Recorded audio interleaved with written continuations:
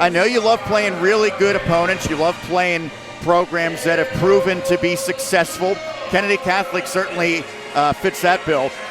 What did they do that challenged you, and what did you like in terms of how your team responded? They're big challenges. They got a D1 post player that's a very difficult matchup for anybody. She's strong. She has great feet. She can go to the right. She can go to the left. She can go baseline. She can go middle. Soft hands, quick feet. She's just a nightmare inside. I'm just glad that she's not going to be around any longer. It's going to be fun watching her play at Robert Morris. Really liked how we were able to mix it up. Lex Heller got some foul trouble early on, and so that was our size girl. Annie Frazier did a great job stepping up, trying to use some more quickness just to disturb them. But I really thought the guards did a nice job also of just being able to try to pester their guards. That way it was a little bit harder for them to try to locate Lake. Your team has more depth than they do at this point. We saw that. They played 5 the entire way. To your point, one of your starters, your interior defender, gets in foul trouble a minute or so in. You were able to get some valuable minutes off of the bench and get some scoring off the bench as well. 9 points in terms of the bench. You played 9 different girls. How much did that play a factor, especially as the game wore on? Yeah, especially early in the season, a lot of people don't have their conditioned legs underneath them. And you can start seeing it midway through the third quarter, fourth quarter. Shots start going a little bit shorter. Possessions are taking a little bit longer. No one's really trying to run the floor as much. That actually worked to our disadvantage. We thought the game slowed down a little bit too much. And in hindsight, I wish I would have had a chance to go ahead and probably rotate a few more girls in to try to keep that tempo going, knowing that we had the depth on the bench. Early in the game, your team was getting the looks, but not necessarily hitting all the shots. I think we saw 4 or 5 straight possessions where you got an open look from the corner.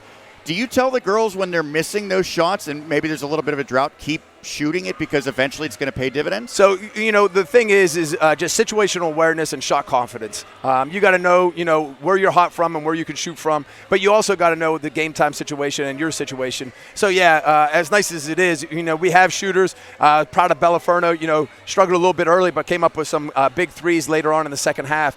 And that was good for her to see that lid go off because you got to have confidence in your shot, but you got to also understand that, one pass possessions into a shot, if we already had 3 of those, maybe work that ball around a little bit more. Then if you get that after a couple rotations, take that same shot. But it's more about the pace and the tempo of the possession than it is the shot. We talk so much about Fields, and she's outstanding, but Bella Magestro, her first game of the season, she scored 16, had 11 rebounds, 6 assists, 4 steals, and a block.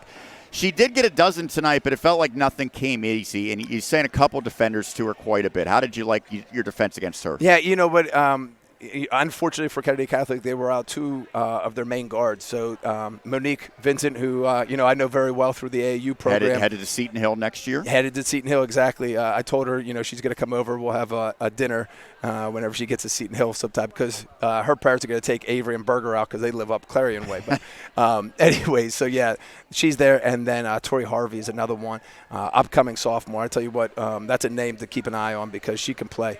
So what that did is Magestro was their main ball handler now, and that gave us the ability to kind of focus in on her and try to negate her as best we could. Lastly, I not to be negative, but it could be a tough victory because you had 2 players suffer injuries. Do you have any idea on what their outlook will be? Unfortunately, no. At this time, I just know that, Ava Christopher, we're going to ice it and evaluate it tomorrow. Same thing with Kylie. Kylie was nursing a little bit of a knee issue.